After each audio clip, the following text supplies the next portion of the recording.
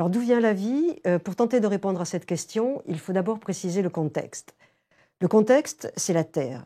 La Terre est la seule planète du système solaire que vous voyez ici, sur laquelle on a trouvé de la vie. Et la Terre est également la seule planète du système solaire sur laquelle on trouve de l'eau liquide. Et l'eau et la vie sont intimement liées.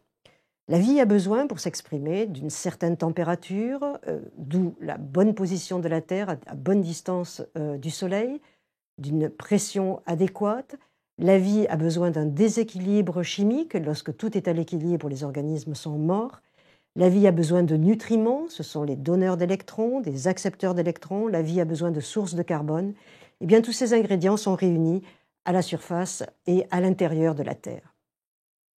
La vie, telle qu'on la connaît aujourd'hui, est la plus petite unité du vivant, telle qu'on peut la définir aujourd'hui, est une cellule.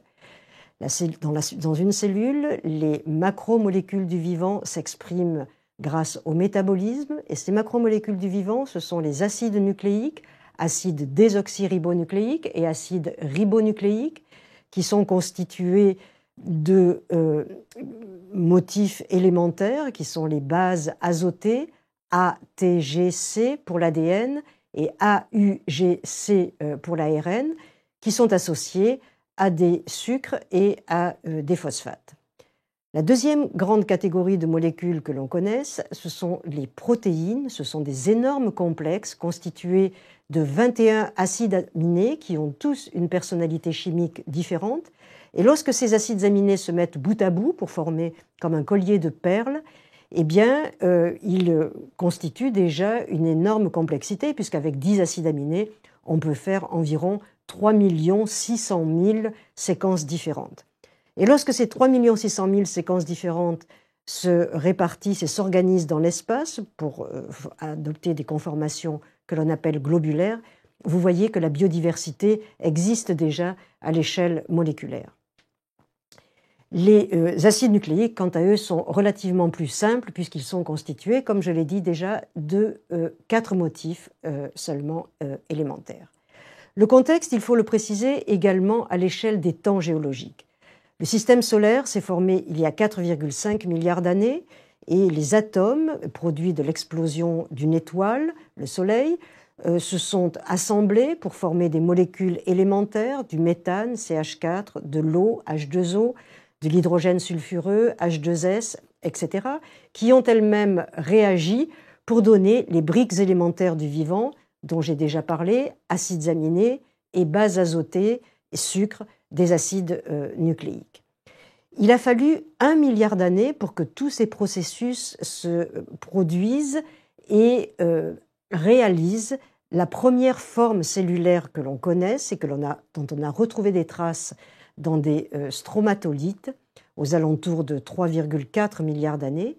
Et puis, ces premières formes cellulaires ont grossi. Il y a eu un événement absolument génial de l'évolution que l'on appelle l'endosymbiose, c'est-à-dire l'association dans un compartiment plus grand de compartiments élémentaires provenant de petites formes cellulaires. Et pour que ces premières cellules plus sophistiquées apparaissent, il a fallu 2 milliards d'années. C'est l'avènement des cellules eucaryotes. Et puis les cellules eucaryotes ont appris les vertus de la vie en collectivité. Elles se sont assemblées pour former des organismes pluricellulaires ou multicellulaires. Nous sommes des organismes multicellulaires. 10 puissance 14 cellules constituent un organisme humain. Et il a fallu pour cela 1 milliard d'années supplémentaires. Donc, vous voyez ici que la vie est un processus historique qui a tissé des liens biochimiques très très profonds avec l'environnement au cours des 4,5 milliards d'années de l'histoire du vivant. Et les premières cellules, les premières formes cellulaires sont apparues il y a environ 3,4 milliards d'années. Alors elles sont apparues, on les a trouvées, ces formes cellulaires, dans des formations que l'on appelle des stromatolites. Stromatolite, stroma ça veut dire couche, lite ça veut dire pierre. Et vous voyez ici 2 photographies. L'une, la première, montre des stromatolites actuels qui se forment actuellement dans la baie des Requins en Australie occidentale. On observe ces jolis petits monticules. Et dans la photographie en dessous, inférieure, donc, on voit des stromatolites anciens, fossiles, datant de 2,7 milliards d'années et qui ont été trouvés dans le Transvaal en Afrique du Sud.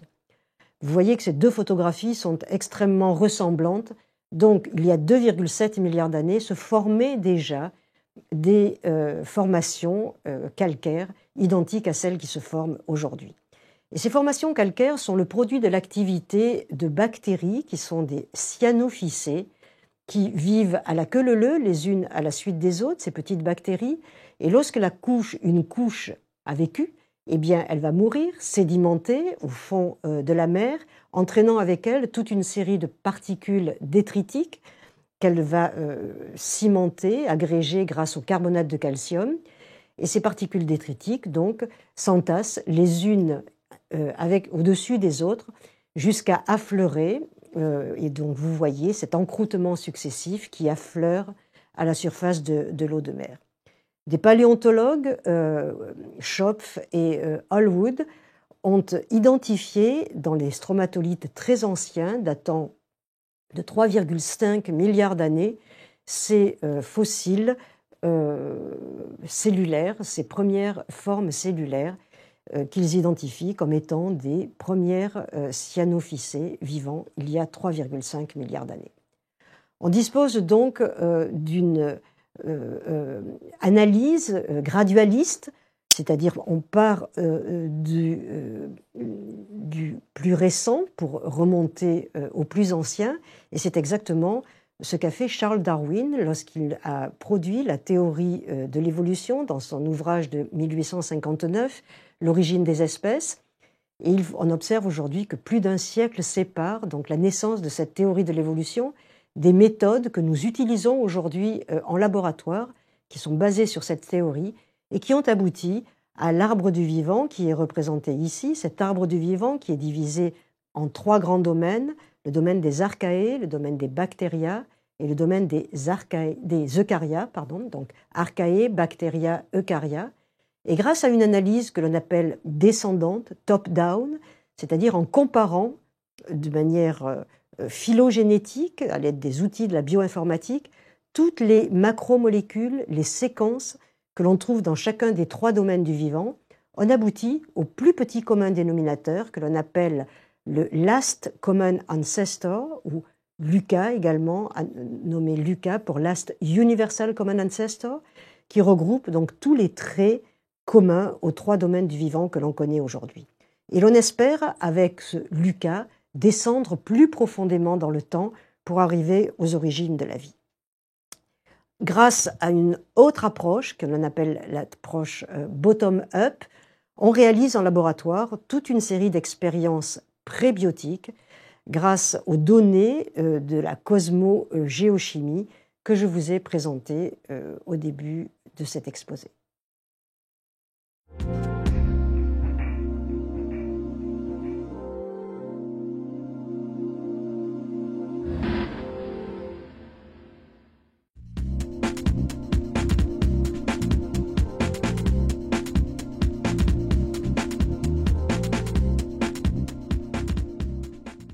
Alors Alexandre Oparin est le premier à avoir tenté dans les années 1920 de préciser le contexte de formation de la vie sur notre planète Terre.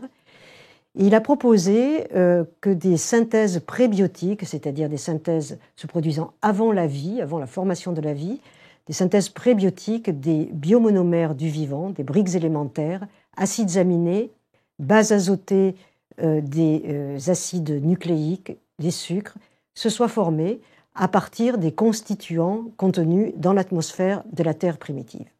Le généticien Haldane a également contribué, quelques années après, à la mise en place de ce scénario. Et les molécules formées dans l'atmosphère de la Terre primitive se seraient déposées dans les océans pour former un océan primitif ou une soupe prébiotique dans laquelle tous ces éléments, ces composés, se seraient réunis pour former les premières formes cellulaires des protocellules qu'Oparin a nommées des coacerva.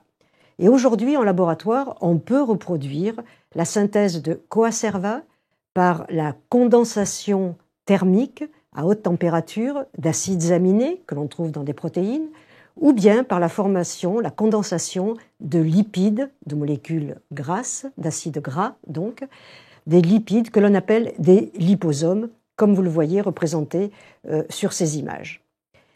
Et pour vous montrer combien ces travaux pionniers sont encore modernes, aujourd'hui en laboratoire, vous avez ici la formation de la fusion et la fission de bactéries de forme L, c'est-à-dire des bactéries qui sont dépourvues de parois, des bacilles, des bacillus subtilis dépourvus de parois. Et un chercheur, Erington, a montré que ces bactéries étaient capables de se scinder, de fusionner, exactement comme le font des Coacerva in vitro.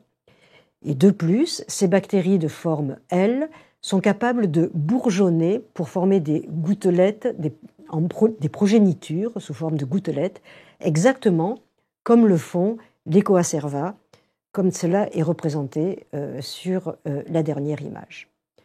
Alors Stanley Miller, en 1953, a relevé le défi et, possédant tous les éléments de compréhension de l'atmosphère primitive, il a voulu reconstituer cette atmosphère en laboratoire. Et dans le laboratoire d'Harold Urey, qui a obtenu le prix Nobel pour la découverte du deutérium, un isotope de l'hydrogène, eh bien Stanley Miller a construit cet appareillage dans le ballon supérieur. Il a placé du méthane, CH4, de l'ammoniac, NH3, de l'hydrogène, H2, de l'eau, H2O, qu'il a soumis à la décharge électrique. Et au bout de quelque temps, il voit apparaître 5 acides aminés en tout point identiques aux acides aminés que l'on trouve dans nos cellules vivantes.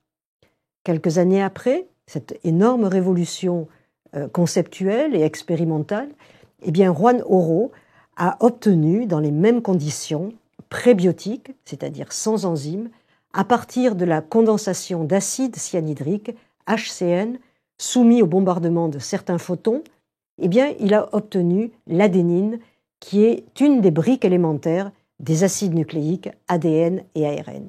Et qui plus est, on a retrouvé dans les météorites un très très grand nombre de bases azotées, des acides nucléiques, comme vous le voyez dans cette météorite de Murchison, qui s'est formée en même temps que le système solaire il y a 4,5 milliards d'années. Eh bien, on a trouvé un très très grand nombre de bases azotées. Vous pouvez consulter une publication récente de 2011 qui vous montrera le détail de toutes ces découvertes. Un deuxième scénario, qui n'est pas du tout incompatible avec celui de la soupe prébiotique, mais qui s'appuie davantage sur le rôle des surfaces minérales aux origines de la vie, est proposé aujourd'hui par Günther Wasterhauser, qui a été précédé par d'autres grands noms, Desmond Bernal, Cairn Smith. Eh bien, ce scénario fait appel au rôle des argiles et des sulfures de fer, par exemple, pour participer à la formation des molécules biochimiques clés. Et ceci, donc, le rôle des surfaces minérales se servant de substances minérales environnantes, gazeuses par exemple, est nommé le scénario de la chimio-autotrophie. L'idée est que les premiers organismes étaient chémo-autotrophes. Et évidemment, ce scénario est appuyé par l'existence sur les petits cônes volcaniques que l'on trouve en profondeur dans les sources chaudes sous-marines à 3000 mètres de profondeur sous les océans. Ces petits cônes volcaniques sont tapissés de pyrite, c'est-à-dire de sulfure de fer ayant réagi donc du sulfure de fer qui a réagi avec de l'hydrogène sulfureux. Alors, évidemment, nous ne sommes pas qu'un sac, je ne parle que de molécules, mais nous ne sommes pas un sac de molécules. Nous sommes constitués de cellules.